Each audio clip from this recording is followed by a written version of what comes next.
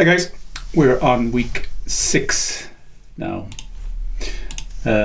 Your assignment is due at the end of reading week 2. That's in 2 weeks' time. So we've got some material relative to your assignment this week, but from next week we're moving on to a whole new set of topics. So this week, if you like, is the last week of any new material. And it's new material relevant to the higher end of the grading rubric. So hopefully you've have enough now to get started on it before the material we're covering this week. Although we are covering some interesting stuff to do with deployment and images, which you might find useful if you do get that far in the assignment specification. Let's look at what we're doing today then. We start with just a review of JWT Schemas. We'll take a look at the exercise solution, which was to reduce schemas to the authenticator route. And we also look at how authentication is dealt with in Swagger. Remember, Swagger is this tool that generates kind of a documentation site for our API. If we've enabled authentication on our routes, if we put in these tokens, then a lot of the exploration we've been doing in Swagger, where you can test out the API, won't work. And today we'll fix that. A small little extension whereby we can authenticate and then exercise our API via Swagger if we choose. Remember, Swagger is a documentation site largely for other developers to explore our site, or other bots, for instance. And obviously it's set up for being able to build other apps to consume our API. The second thing we'll do today is Mongoose Seeding. You might find this interesting in the context of your assignment. Database seeding is a simple enough technique whereby we can pre-populate a database on startup with perhaps a variety of test data, which saves us time in terms of exercising and having to populate users and, in your case, maybe place marks every time you restart the application. It also maybe allows you to scaffold out some new features, new object relationships, for instance, have them already present in the database, and then you're just loading and making sure that the object graph, if we call it, works as expected. So we'll use a library for doing this. Essentially, it just takes a JSON file describing what you would like your database to look like, the actual sample data, and loads that as your application starts. We adapt some of our tests to make use of this. So instead of having to all the time pre-populate in test scripts or exercise data, we can have it preloaded through the seeding and then test the seeded data. Lots of fun things you can do with tests in the context of seeding. So there are the two main topics. Now, you may want to skip the topics here, just continuing our look at Airbnb style guides, just a commentary really on some of the styles we have adopted to date. Maybe you can just scan through the style guide 2 note here I have, which is just an extract of the relevant parts we're using, or feel free to skip this altogether if you're stuck for time. Now, our labs, we are going to have a look at the authentication, specifically the JWT authentication routes. We're tracing through what we do in the top there, an exercise from last week, and we're going to just plug in the JWT strategy into Swagger. Remember, once we enable our routes in a secure manner with tokens, we do need to still be able to use them through Swagger, and there's a little plugin there for doing that. It'll become obvious, I think, when you do it, what's going on there. This is the seeding lab then, which is the second part of our talk today, and we'll go through the installation of this little component, some sample data, and we'll show you how easy it is to populate your database. And then when you launch your application, you can log in. There are users there already, there are playlists, there are tracks, and so on and so forth. So it's useful for getting off the ground quickly for a new project. The last one I don't have any talk on. We might talk a little bit about it on Wednesday, or we might discuss it on our regular call on Wednesday night if you like as well. At the very high end of your assignment is the ability to upload images. You could put images in Mongo, but that's not recommended, and the images would have to be very small, just for thumbnails really. But there are a variety of services for storing images, and one of them is Cloudinary. So it's the leading one, in fact. So when you're putting images as part of your placemark, you would store the URL of the image in Mongo, but the image itself would be held in a service like this. And I go through how that might work here in this lab. We'll discuss this again maybe on Wednesday. Okay, so this week then is today is getting your database organized, some more schemas, maybe images. On Wednesday, we'll do some work on deployment, and then that calls a halt to any work you will need for your assignment. Next week, we're moving on to a brand new topic. Okay, best of luck, and we'll do our call on Wednesday again, and I'll talk to you then, as well as, of course, having our class on Wednesday. Okay, best of luck, see you then. Made good progress with our Swagger Open API implementation, but we have as yet no awareness of the JWT aspects. We don't document the authenticate route yet. And in fact, the tryout features of our Swagger Open API editor, if you like, or documentation site, no longer works now because we've secured all the routes. We can, though, extend our documentation now such that it's going to be fully and comprehensively documented with JWT expectations. And we're also hoping that the try it out feature, the execute routes, will work if we take the steps we're going to discuss here. This is what we're talking about. It's the authenticate route. We have no tags, description, or note here at all, so the endpoint is effectively invisible as such. It's not that difficult to just get the basics up and running, so we can take the authenticate route and just introduce these three attributes: tags, description, and notes. And if we do that, we immediately get exposed. If we do a reload the documentation site, we get our post available to us. There's no parameter specified or no responses, so that's of limited use, but it gets us up and running. If we want to then, let's say, document the response, reasonable place to start. Here is what we're responding to with a successful authentication, and you can see we are creating the token, and then we are returning this object here: success, true, and token, which is the string. So it's easy enough to turn that into a schema, and we have it here, JWT auth we're calling it, and this schema will be matching a successful response from an authenticate that has authenticated the user. Plug that into our route.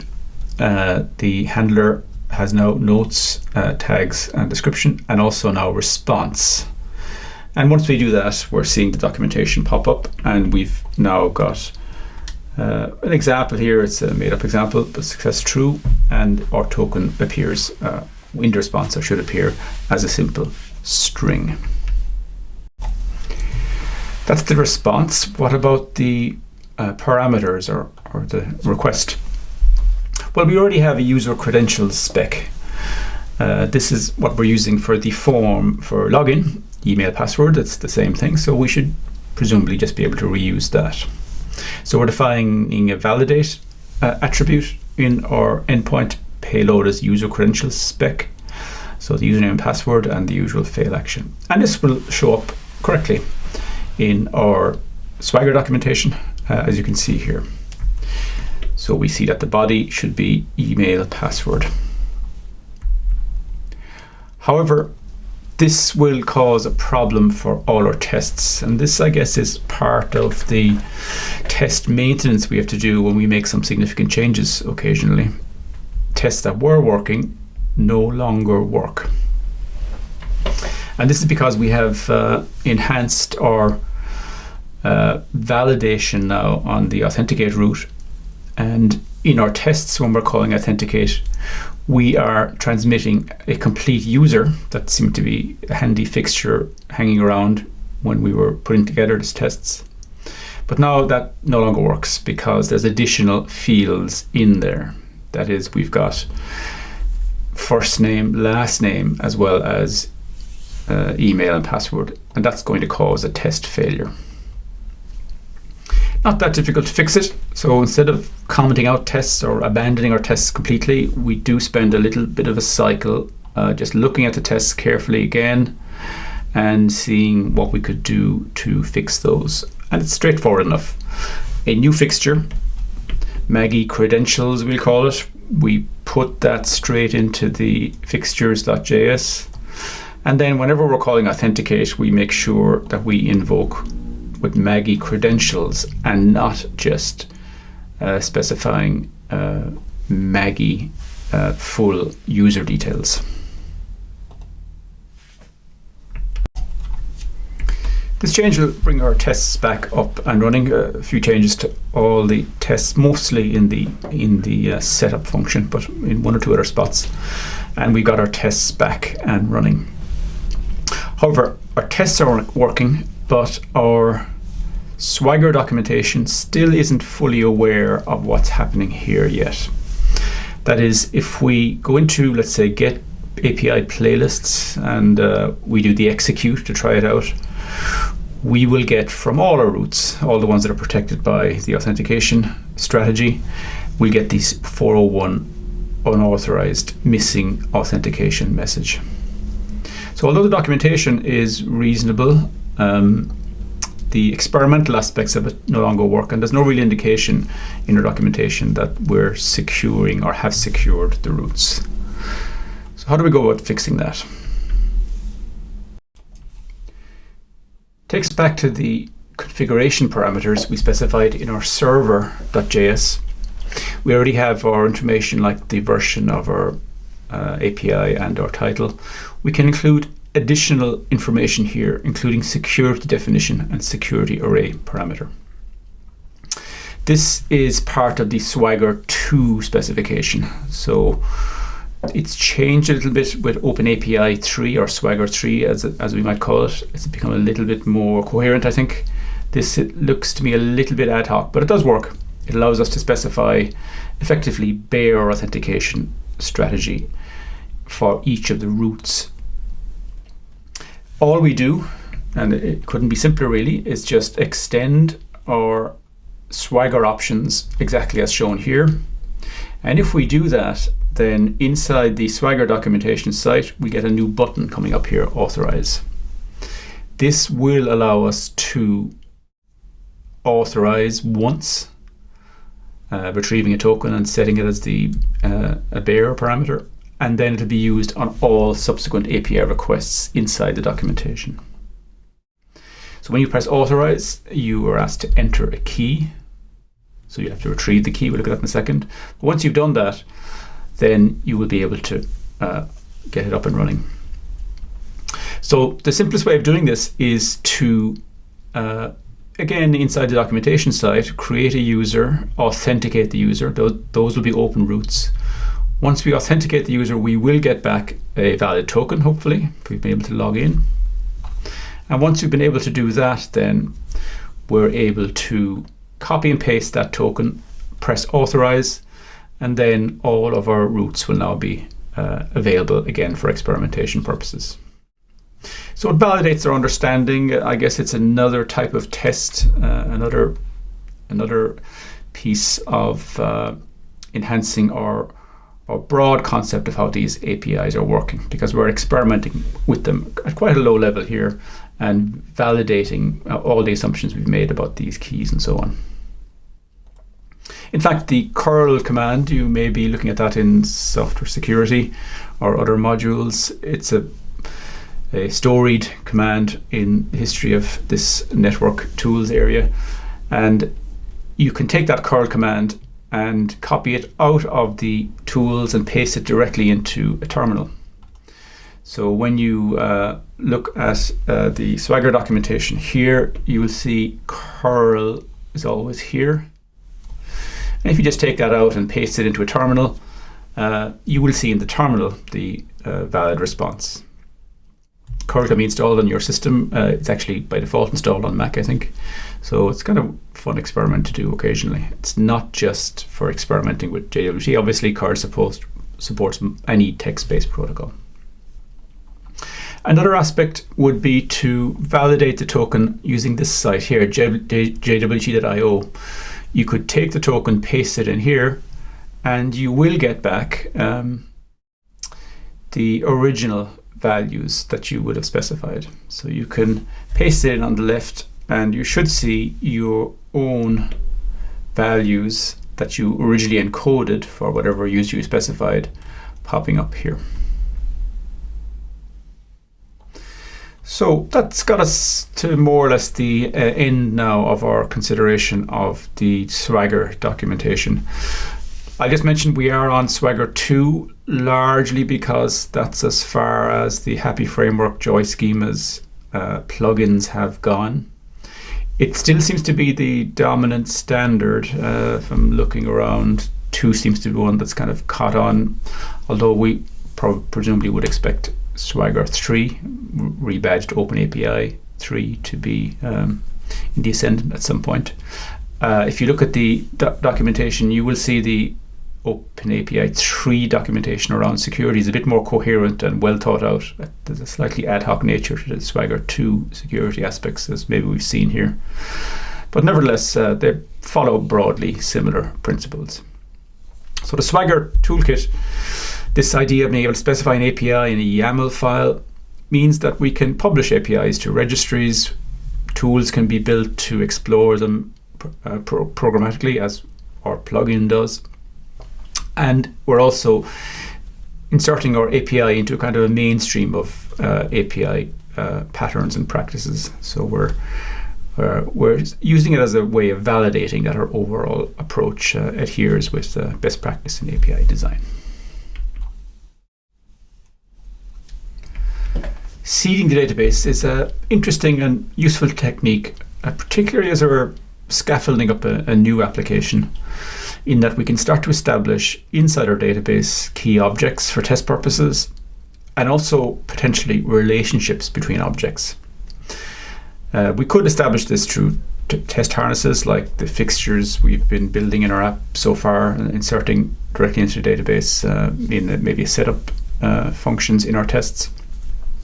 But there are other ways of doing this, and we're going to explore one of those here, which I think you'll find interesting. It may be something useful as you start to construct the basics of your assignment.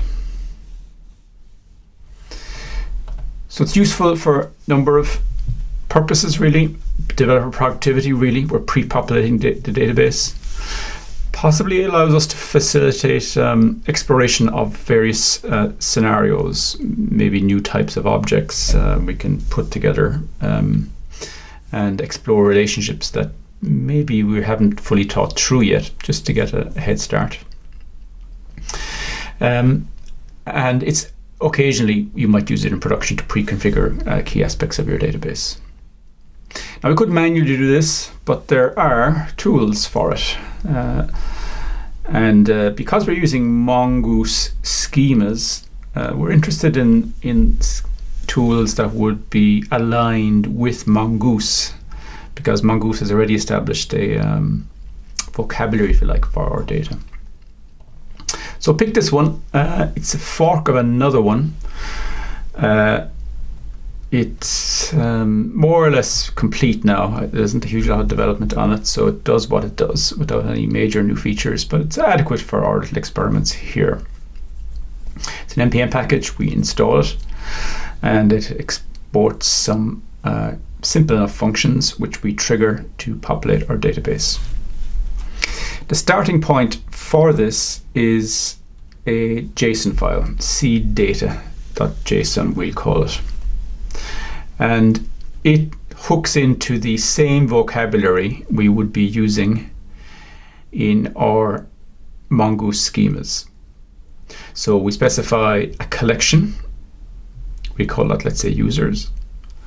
We specify in the collection the Mongoose model this collection is going to be aligned with. So it's the user model that's specified in our user.js Mongo schema. And then all we're doing is specifying a range of objects then. That's simple enough. Once we do that, then we've established in a flat file our data.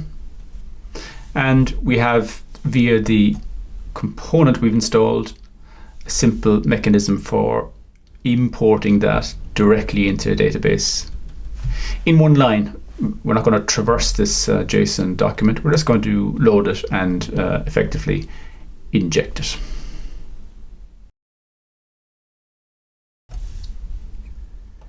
The module is defined pre-ESM or ES6 modules, so there's a slightly more elongated way of importing and using this as a consequence. The first thing we do is we do import star as seeder from here. So we're getting everything in as seeder. And then we're extracting seedlib as the default export. And finally, our seeder is triggered by invoking seedlib and passing the Mongoose instance that we've been using, the Mongoose library. That's all we do. And once we do that, we have established our initialization of our library.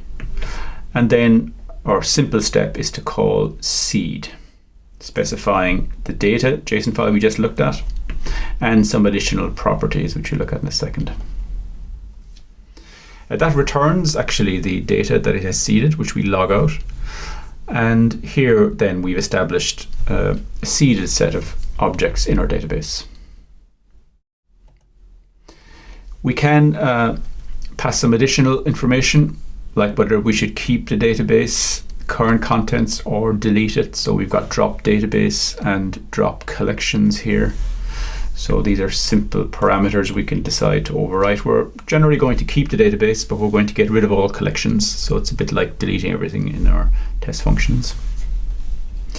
And once we have run this, then we should be able to see it in action.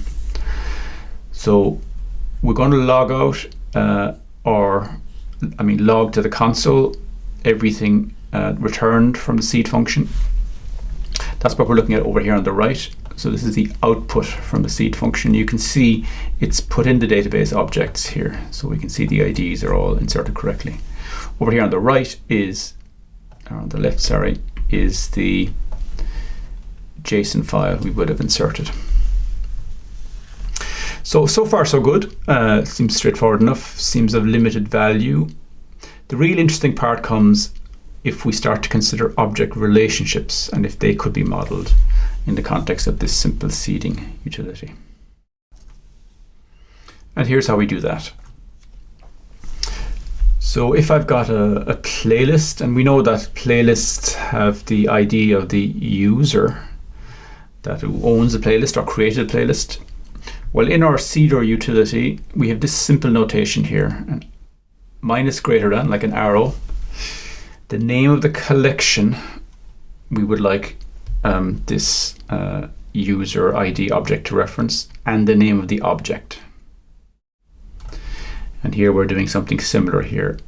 Arrow, name of the collection, which in this case would be the playlist collection. And then here we've got the name of the specific object, which would be this object here. So we're establishing a little object graph, if you like, here. The user Bart has been specified over here, and that's referenced by this thing here. And it's going to use the fact that we've got a users collection there to key into, and then we just identify the Bart object. Very simple idea, not rocket science in any sense, but it does save a lot of time for certain types of scenarios and test data we might set up. If we were doing this in our test function, for instance, we would be we'd be writing a script to do this, creating all these users, then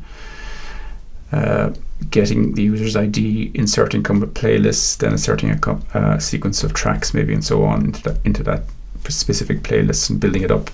Here we're doing it all declaratively in one file, one pass, And if we just insert that, it establishes all the object relationships for us, and it even logs it out so we can verify it visually as the application starts up, and we can verify it then by just logging in as part and seeing that the data we've specified is already established. So it gives us a head start, a useful head start, I think, in scaffolding up our concepts of how we're modeling the data, and saves a bit of time in terms of maybe initial scenario exploration. We might even revisit our approach to fixtures in our tests, and perhaps we could, in the context of our tests, establish the creation of fixtures using this method. So we're creating a complete object graph and then subsequently interact with the fixture or system under test in the individual unit tests we'll build. Downside of that, though, is we've kind of left behind the other data stores now, so we don't really have support for our JSON or our memory stores, so it's very specific to Mongo. It's not the only approach. There are a few other techniques for doing this. Again, these will be very Mongo specific. Might be worth having a quick look at one. I think there's 2 different articles here. These are a little bit more sophisticated, but there's a bit more investment involved in these 2 techniques. And I think the one we have is very simple, very declarative, and gets us up and running quite quickly. Purpose of seeding, as I said, is scaffolding up some test scenarios or getting some sample data up and running so we can exercise the UI quicker. Or it may be ways of pre-populating a database with production data that we would feel important to be present on startup. That could be configuration information or admin data or whatever. So it's easy enough, I think, to do. I think the lab is fairly straightforward and self-explanatory. A reminder then, Airbnb is a style guide. We're assembling and using a set of ESLint rules that adhere to the style guide, and this improves the overall quality of our code. We've walked through some of these already. This is a subset of the full style guide, so we're just taking, it's about 2/3 of it, or maybe a bit slightly less, I think, of the parts that are interesting to have a quick tour through. A few weeks ago, we looked at naming conventions, comments, white space, commas, and semicolons. So some kind of lexical conventions or higher level code style. Today, we're going to look at the middle column here, from references through to destructuring. You can possibly skip this part of the talk if you like and just read the code yourself. However, this is a kind of a structured reading of it. The 2 kind of benefits to taking your time to look at it carefully. One is to see what's best practice in the particular construct we're visiting. The second is to discover parts of the language you might not have realized were present, and some of the features here are reasonably new, so that you might start to deploy some of those capabilities in your own code going forward. So in other words, the style guide is worth reading as an exercise in learning modern JavaScript, as well as an exercise in just learning how to apply JavaScript in a reasonably structured manner.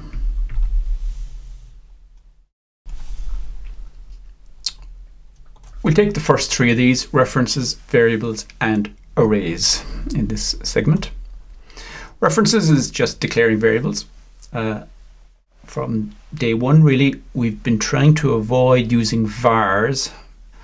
Vars is, if you like, the old way of declaring variables. And we would use const or let instead. Const because it is read-only, so it's a good way of indicating our intent. And then if it is going to be modified, we would use let. So we try to make sure that's a policy we adopt throughout our program, and it's an easy rule for ESLint to enforce. So if you deviate from it, if you start using vars instead of let or const, you will be warned inside our IDE because of the no var rule we have incorporated into it. There is some difference in the structure of the languages if you use vars, and these are related to the way scoping rules work in JavaScript. It's an obscure part of the language maybe you're not too familiar with, but when we're using let and const, they are scoped within the block they're declared. That's not quite true of vars, which have a peculiar feature whereby they're visible outside their block. Don't worry about that. It's not relevant really, because we're never going to use vars, and we're using let and const, which behave far more predictably. This part of the style guide illustrates this. We're declaring A, B, and C inside this block. We're logging out A and B. They will not log out because they don't exist. They're not available in the scope. But C is, and that's a historical way in which vars are defined.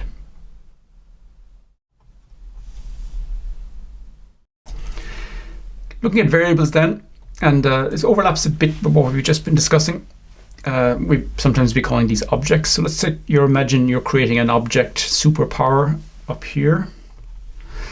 That's an object we're creating, and we're not using const or let.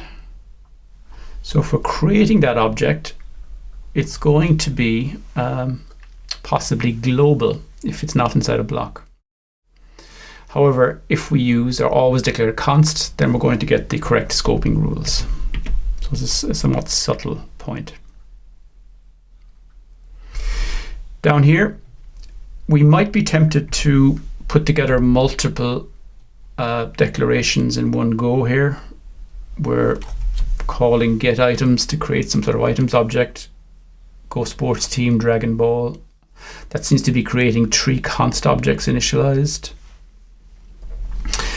Down here, we seem to be doing the same thing, but it's going to go wrong. It's going wrong because of the semicolons here. These are actually going to be separate statements, which means that there's going to be some aspects of these that is going to be not declared as const. They're going to be declared as global vars, in fact.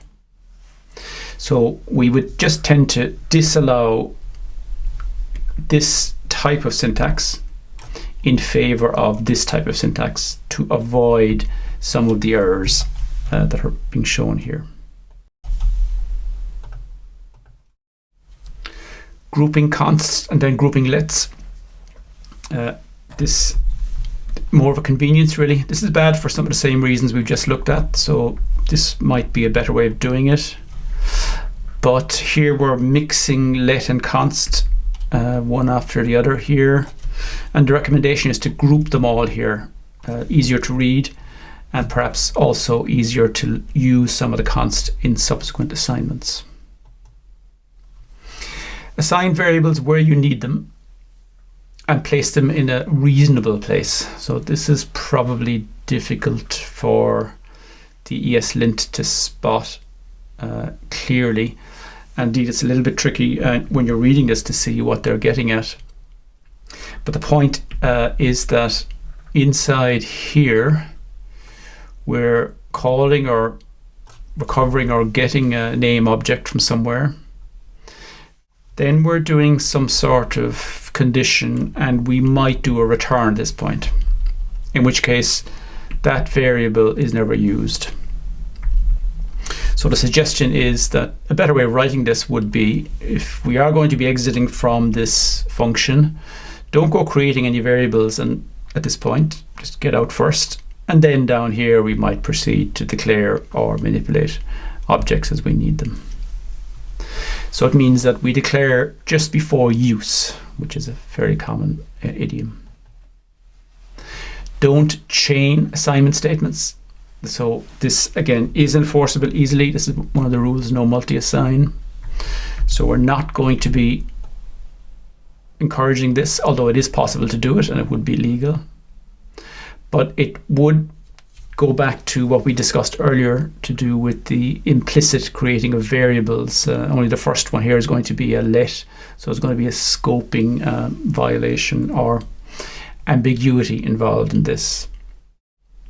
So again, it says in Airbnb, be quite explicit, declare any variables one at a time. Don't be tempted by shorthands you might see somewhere. And this will mean you will have much more predictable and easily readable code.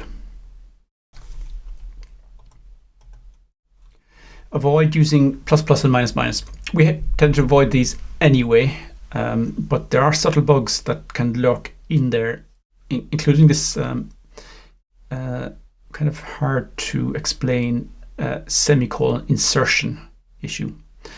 Won't get into it in any detail here, but we'll just avoid it for good reasons.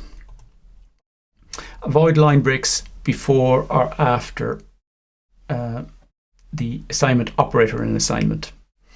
Again, this is for readability reasons, really. The point being that if you're looking at this, you're losing the meaning of what's going on here. You're not quite seeing the destination, whereas this is better and much easier to see. You may want to extend the length of your lines of code in some instances to be able to accommodate that. That's part of the editor and part of the prettier settings. Disallow unused variables. So if you're declaring a variable and then you never use it, I think you will find that ESLint will be intervening here and giving you alerts, and it'll actually automatically remove it for you if you do so. Okay, arrays now. We're going to use the literal syntax always. So instead of creating arrays using this type of syntax, and it's possible, we're just going to adopt that style, really. If you want to append something into an array, we're going to always use push. You mightn't be aware that you can do something like this. That is, you can access the length of an array, and just by indexing into an array beyond the end, it will dynamically extend the array for you. This is something you can't do in Java now, for instance. But that's hard to read and doesn't translate well between the way arrays work in other languages, so we'll avoid that completely. And if we want to put something onto the end of an array, we will always do a push. Now, more advanced things we do with arrays sometimes, spreads. If you want to make a copy of an array, you can proceed through the array, maybe in a for loop, and copy one element over to the other. So this is something you might have done in the past. JavaScript has a more efficient and concise way of doing that, which is to use the spread operator. And this would be it here. 3 dots followed by the name of the source array. That's going to copy all the elements of that over to this array here. So we're going to have 2 arrays of the same size that will contain the same elements, not 2 pointers to one array. There's a subtle distinction between those two. So spreads are recommended, and again, we'd probably find that our ESLint is not going to spot this. It's going to be too hard for the parser to figure out, so it's a kind of a general guideline. It's also an example of how studying the Airbnb guideline takes you into areas of the language you may not have wandered before, and you're starting to interact with some features that may be quite powerful that are worth exploring further. Another one of these is the array from feature. Array.from will convert into an array format something from some other format. Iterable is something we haven't explored yet, but we'll be seeing in today's talks the nature of the DOM and how you can traverse the DOM to explore elements on a web page. Well, that comes back as a tree structure, and you can use the from method to turn iterable structures like trees into arrays. So from will allow us to convert a DOM into an array structure, But we can also do it using the spread operator. So if we learn spread, it's considered, from the Airbnb perspective, a better way of doing this, more readable and more consistent. Lots of other interesting things you can do with from, including converting what they're called maybe array-like objects into arrays. So there's some examples here of how we could take this type of structure, which is kind of like an array, but it's not. It's an object really. But we can turn that into an array by using the from. And we can also turn iterables into arrays across subranges. That's what's going on here. Again, this is part of maybe more advanced features of JavaScript that we haven't looked at. Last one then would be array method callbacks. I won't go into this now because it's features of JavaScript we really haven't seen too much of. The whole world of map and reduce, very powerful really, ways of manipulating data structures that we can get a lot of work done with map reduce patterns. Well worth reading into. Unlikely to encounter it in the context of your work to date, but you might be seeing a use for this type of algorithmic interaction later on in your second assignment. Last one then, line breaks as just a feature there to make sure our code is readable.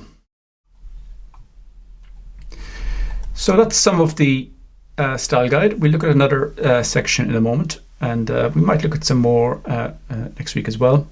Bear in mind, this is a quick, brief, structured reading just to get our heads around best practice and maybe to see some new JavaScript features we hadn't realized were there. Quick tour through then the next part of this. In particular, we're going to look at strings, objects, properties, and destructuring. Strings and objects we're fairly familiar with, as we are properties. Destructuring is another good example of possible feature of the language you possibly have seen very briefly, but we've never examined formally. Strings, some simple advice. We try not to go beyond 100 characters in the Airbnb style guide. I think we may have extended that slightly. In our example, we're using prettier to control this, and prettier extends it out a little bit, I think, or we've done so.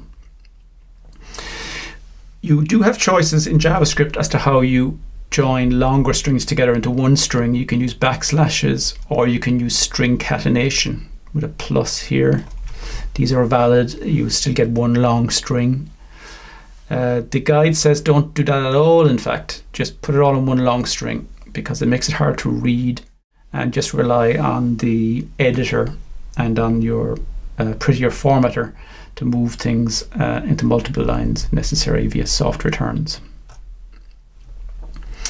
Use template strings instead of string catenation. This is worth spending just a moment on for a few seconds.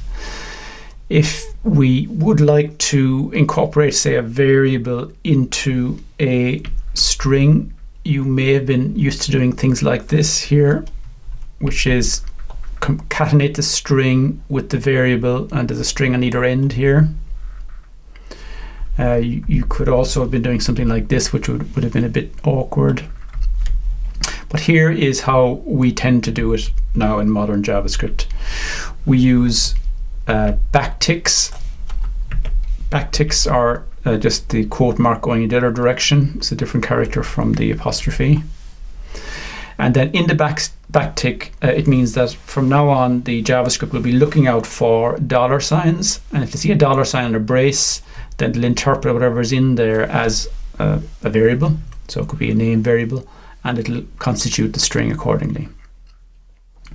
So this is what we would be doing as a matter of course now.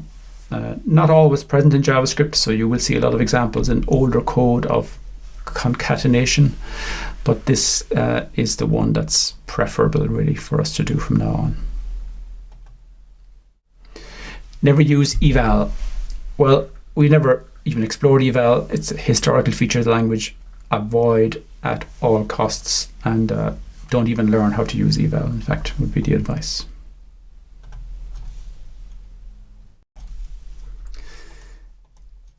Objects then. It is possible to create objects using the new object idiom. That's perfectly valid. We've been avoiding that. We've generally created our little objects like this here. This is a blank one, but we've usually been populating those. So it's just a matter of style, really, and I think the using the object literal syntax is a little bit easier on the eye. Computer properties, we've never really seen these or needed to get involved in them. They do become important in some database interaction libraries, particularly, for instance, Mongoose, more advanced usage. So you might stumble upon it, but for the moment we can ignore this one. Use the object method shorthand. You have seen this, and we've had to perhaps not necessarily follow it on the way we've been structuring our happy objects occasionally.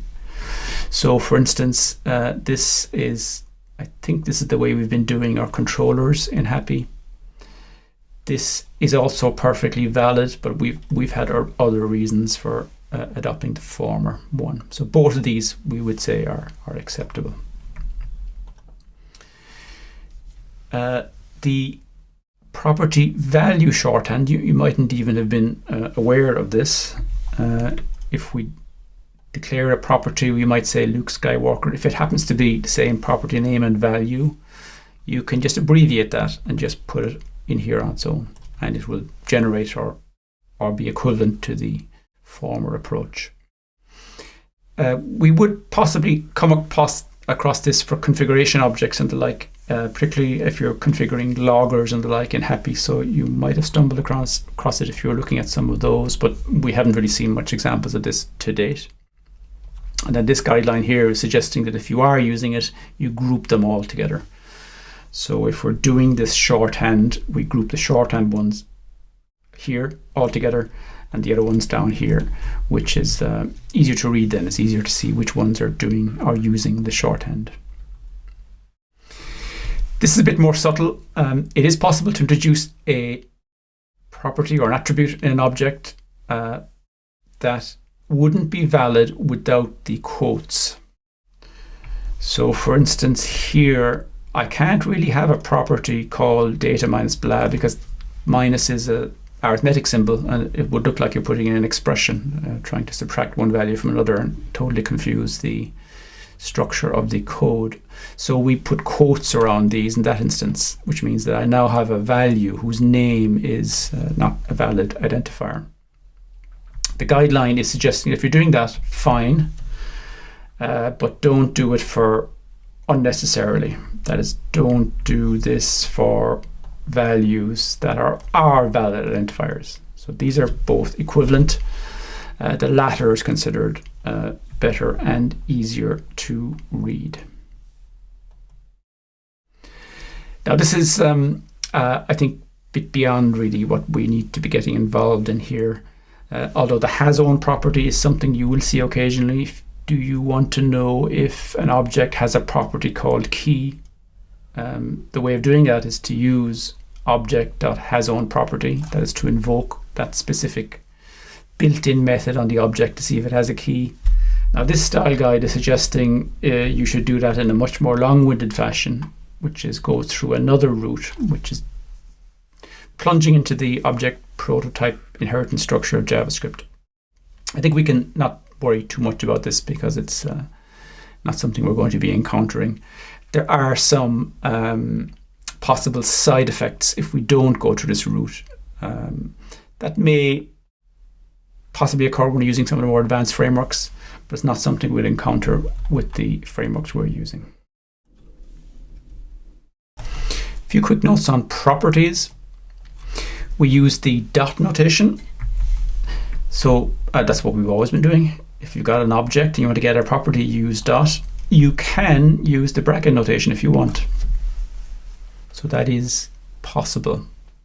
So if you see that in code fragments, just be aware that we're not necessarily always accessing an array with a bracket notation. We can access properties inside objects, but we tend to avoid that in general, except possibly where we're property itself, property name might be a variable. So when we're asked to get a property in Luke here, and Luke, the property is passed as a variable, we are using the bracket notation.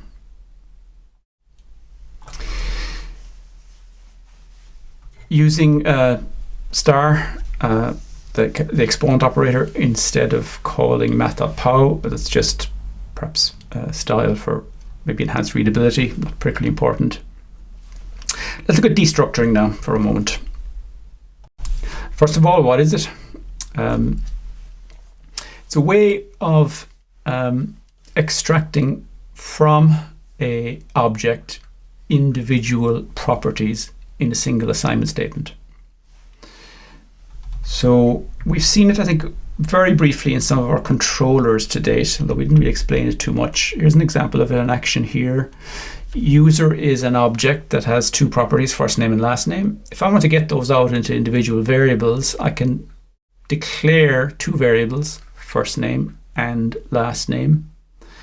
And I can, in one assignment, extract user.firstname into first name and user.last name into last name. So it's a kind of a syntactic convenience in certain contexts.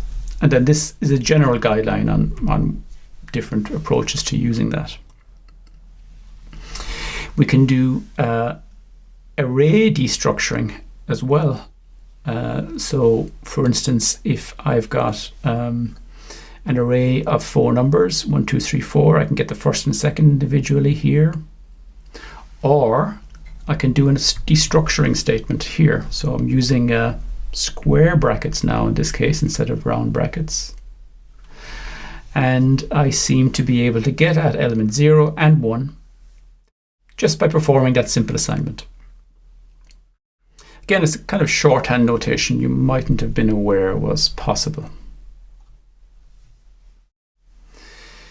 Using object destructuring for multiple term values, not array destructuring. It's a more subtle point here now because we've got both available to us, obviously. We can use the bracket, which is array destructuring, or the brace, which is object destructuring. And some guidance here on when to use one over the other.